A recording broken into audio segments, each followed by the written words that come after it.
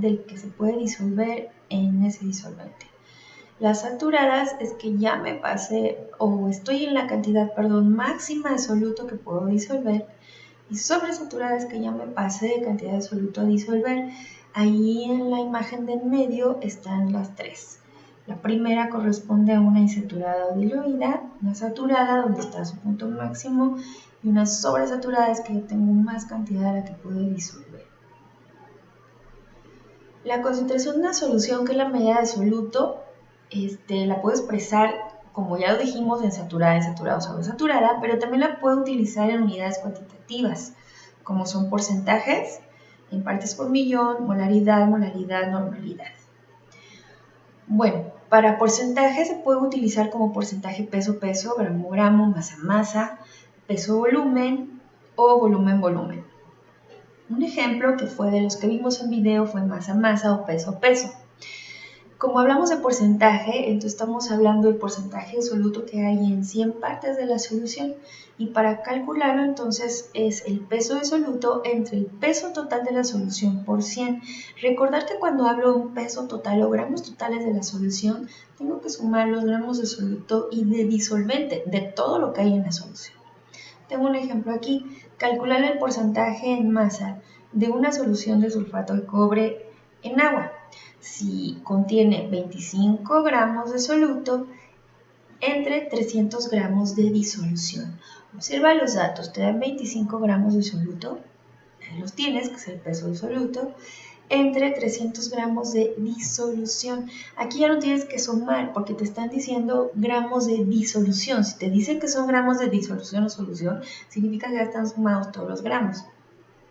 ¿Okay? Entonces no me queda más que sustituir en la fórmula. Sería 25 gramos de soluto entre 300 gramos de solución multiplicado por 100 me da 8.33%.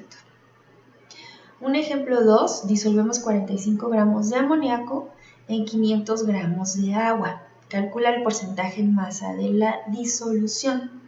Tenemos aquí la fórmula. Y recordar que la masa de solución son los gramos de soluto más los disolventes, o sea, tengo que sumar todo si no está sumado. Datos: 45 gramos de amoníaco son los gramos de soluto, 500 gramos que es mayor a 45 de agua, entonces me está diciendo que esos 500 gramos de agua son el disolvente. Aquí me está dando una sustancia, no me está diciendo que son gramos de solución o disolución. Como es una sustancia, entonces me está dando soluto y disolvente. Por lo tanto, para sacar la masa de solución tengo que sumar todo lo que hay, que es 45 gramos de amoníaco más 500 de agua, son 545 gramos totales de disolución o solución. Entonces ahora sí, sumando eso ya puedo sustituir en la fórmula original, que sería porcentaje en masa 45 entre 545.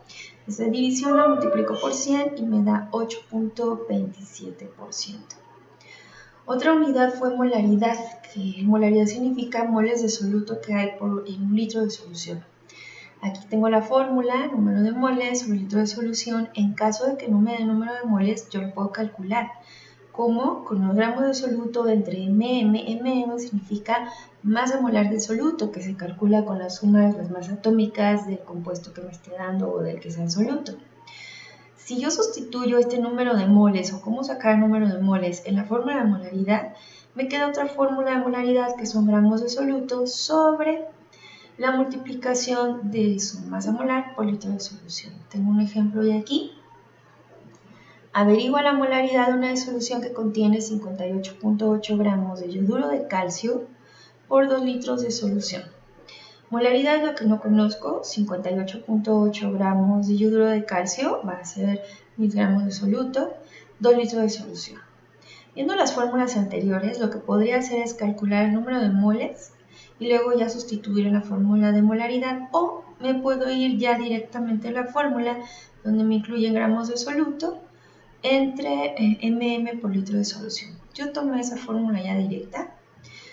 Como tengo los gramos de soluto y litros de solución, lo único que me hace falta es calcular la mm, esa por lo general no te la dan, la tienes que calcular. ¿Cómo calculo esa masa molar? Muy fácil, ya lo han hecho muchas veces. Saco las masas atómicas, el calcio es 40, solo hay un calcio. El yodo es 127, pero tengo dos yodos, entonces lo multiplico por 2, 254. La suma de esas masas atómicas es la masa molar del yoduro de calcio, que son 294. Teniendo ya estos datos, sustituyo en la fórmula. Entonces, molaridad es igual a 58.8 gramos entre la multiplicación de la masa molar, que son 294, por 2, que son los litros. La relación de las unidades, lo hicimos en el video para que tengan ahí un poco más de análisis.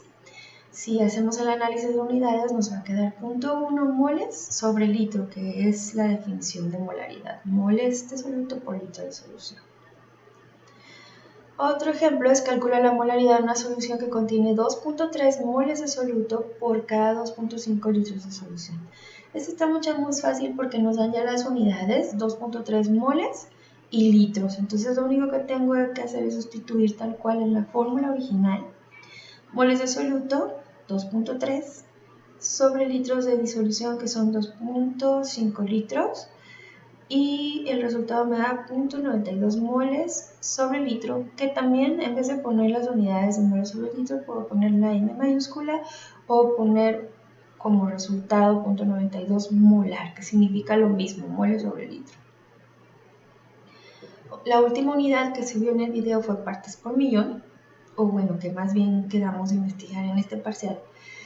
Es una unidad parecida a porcentaje en masa, solo que estamos hablando de en 1.000.000 de partes de solución, ¿cuántas corresponden de soluto? Ya no es en 100 partes, sino es en 1.000.000 de partes. Este tipo de unidad se utiliza como por ejemplo en cálculos para ver calidad de aire, contaminación, o para ver qué tanto hay de mercurio en algún alimento, o qué tanto hay de dureza en el agua, o sea, sales que ya no permiten, que no son ya permitidas porque empiezan a taponear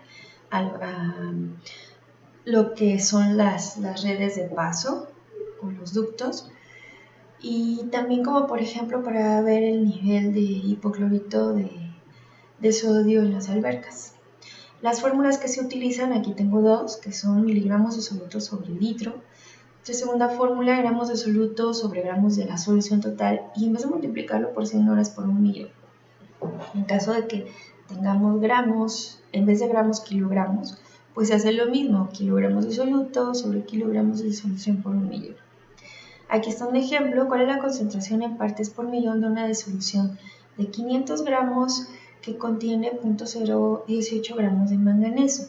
Me dice que la disolución son de 500 gramos y me dan los gramos de manganeso. Entonces, pues directo gramos de soluto sobre gramos de solución y se multiplican por 1.000.000 y el resultado da 0.000036 partes por millón de manganeso. Y por último, el tema que ustedes investigaron, ácidos y bases. Hay muchas teorías las cuales nos refieren el concepto de ácidos y bases. Sin embargo, algo de lo más importante con lo cual podemos distinguir son las propiedades. Propiedades de los ácidos: sabor agrio, conducen corriente eléctrica en solución acuosa, es decir, en agua, son electrolitos. Enrojecen determinados pigmentos vegetales, como la tintura de tornasol, o decoloran el repollo morado, si alguna vez ustedes hicieron una práctica con repollo morado o col morada. También van a colorar de color rojo el papel tornasol azul, que se utiliza para ver si es ácido o base. Reaccionan con algunos metales como el magnesio y el zinc, liberando un gas hidrógeno. Por eso es importante no utilizar ácido clorhídrico como para limpiar los baños, porque por ahí tenemos algunos metales con los cuales pueden comenzar a reaccionar.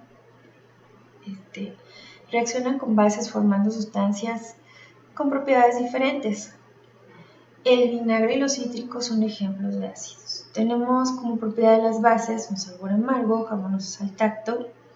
Conducen también corriente eléctrica, también en disolución acuosa, también son electrolitos. En contacto con papel tornasol, se va a tornar azul. Reaccionan con los ácidos formando sustancias de propiedades diferentes, sales. La sosa cáustica es un ejemplo de bases. Aquí tengo algunas de las teorías, de las que más ustedes investigaron o se ven en parciales de la DR News, donde nos dice que un ácido lo podemos identificar como que son sustancias que tienen iones hidrógeno, que al disolverse en agua van a producir los iones hidrógeno, que son denominados coloquialmente como protones. Y para las bases, entonces, en vez de iones hidrógeno, lo que se van a ver ahora son iones OH, los iones hidroxilo. Esa es como la diferencia en esta teoría. Actualmente hay más teorías, pero todas estas teorías llevaron una definición importante con la cual se obtuvo una escala para medir si ese ácido o una base. Esa definición tiene que ver con algo que se llama pH y está ligado a la cantidad de protones o de iones hidrógeno. El pH significa potencial de hidrógeno. La escala de pH es la que se utiliza actualmente y que normalmente oscila entre los valores de 0 y 14. El valor de 7 es neutro, como por ejemplo una sustancia neutra es el agua. ¿Qué significa neutro? Pues que no tiene propiedades o características ni de ácidos ni de bases. Entre más cercanas al cero, las propiedades son más fuertes. Menores de 0 son sustancias ácidas y mayores a 7 son sustancias básicas. Más cercanas al 0, las propiedades o características son más fuertes o son ácidos más fuertes, y más cercanas al 14 ocurre lo mismo pero siendo bases. Para medir el pH se utilizan diferentes cosas. Digamos que lo más asertivo, lo más certero son los equipos. Hay equipos que se conocen como pH metro. Cada vez que se usan, nos da un resultado exacto, el número de escala de pH para ver el pH de la sustancia. Otras maneras de medirlo, no tan precisas pero que son útiles, son los indicadores. Hay sustancias que al tener contacto con un ácido o una base cambian de color, y ese color es el cual nosotros podemos distinguir si es ácido o base. También se utiliza esta propiedad en papel, se hace en papel, se llama papel tornasol, y el cambio de color en el papel también nos dice el pH, o al menos nos dice si es un ácido o es una base de acuerdo al color. Y también tenemos otra escala de pH también con otro tipo de papel indicador, pero ahí tiene diferentes colores. Entonces el color más fuerte que tome nos va a dar el pH en escala de 0 al 14 que corresponde a esa sustancia que estamos midiendo. Aquí tenemos un ejemplo de los colores y algunas sustancias que tienen el pH. Por ejemplo, aquí tenemos el agua. En este tipo de medición el agua nos va a dar este color. Sin embargo, por ejemplo, el limón da este color y nos dice que su pH es de 2, un refresco. El tomate, el café, la leche, ligeramente ácida. En las bases, por ejemplo, tenemos aquí una solución de amoníaco que son de las más, con un pH, digamos, de los más fuertes. De este lado, en el 14 van a encontrar la sosa cáustica y en el 0 va a estar, por ejemplo, el ácido clorhídrico. Y de la teoría de Arrhenius, un concepto importante último fue una reacción de neutralización. Como el nombre lo dice, neutralización, lo que va a hacer es que al unir estas sustancias de ácido con base, las propiedades características de ellos se van a quitar y me van a formar una sustancia neutra, que en este caso va a ser el agua, además de una sal. Esta es la reacción de neutralización y aquí lo tenemos en nota. Al juntar o al reaccionar un ácido con una base siempre dan como resultado una sal más agua. Esta reacción va a generar un poco de energía de calor, pero al terminar la reacción se van a quitar estas características para formarnos una sal y un agua. Este es el ejemplo más común, ácido clorhídrico y óxido de sodio para darnos cloruro de sodio más agua. Bueno chicos, eso sería todo.